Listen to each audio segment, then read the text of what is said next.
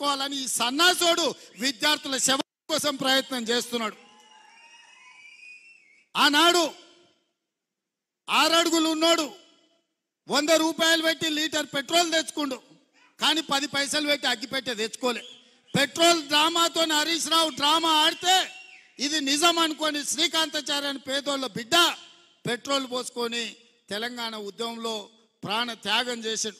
అక్కడి నుంచి ఈశాన్ రెడ్డి, వేణుగోపాల్ రెడ్డి, కానిస్టేబుల్ కిష్టయ్య, యాదయ్య ఇట్లా వందలాది మంది పిల్లలు ప్రాణాలు తీసుకున్నారు. కానీ కేసీఆర్ కుటుంబంలో ఒక్కరన్నా చచ్చిపోయిన ఆనే అన్నాడనా? మళ్ళీ ఇప్పుడు అదే మోతీలాల్ అని ఒక లంబాడి బిడ్డను ఇవాళ రెచ్చగొట్టి దీక్ష కూసబెట్టారు. ఇంకొక బక్క జడ్సన్ అని ఒక దళితుడిని దీక్ష కూసబెట్టారు. ఇవాళ ఇంకో కోచింగ్ సెంటర్ ఆయన దీక్ష కూర్చున్నాడు.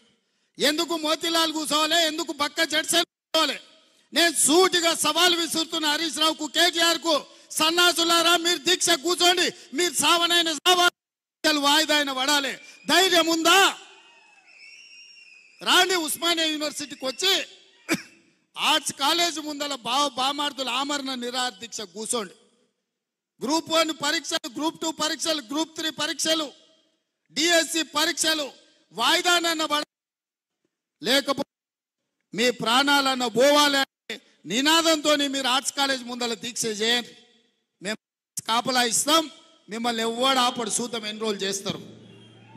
మీరిద్దరు నిజంగానే పరీక్షలు వాయిదా వేయాలంటే, మీ వాదనలో బలం ఉంటే, ఈ తెలంగాణ కోసం సావు నోట్ల తలకాయ పెట్టినని సన్నాసి కేసీఆర్ చెప్పేది నిజమే అయితే, ఇక ఆయన కంటే వయసు మీద పడ్డది లేవలేనోడు, అసలే కాలు ఇరిగింది, ఆయనను వదిలేయండి. కానీ మీరిద్దరు బావబామర్దులు బిల్లా రంగాలు రాండి ఆర్ట్స్ కాలేజ్ ముందల.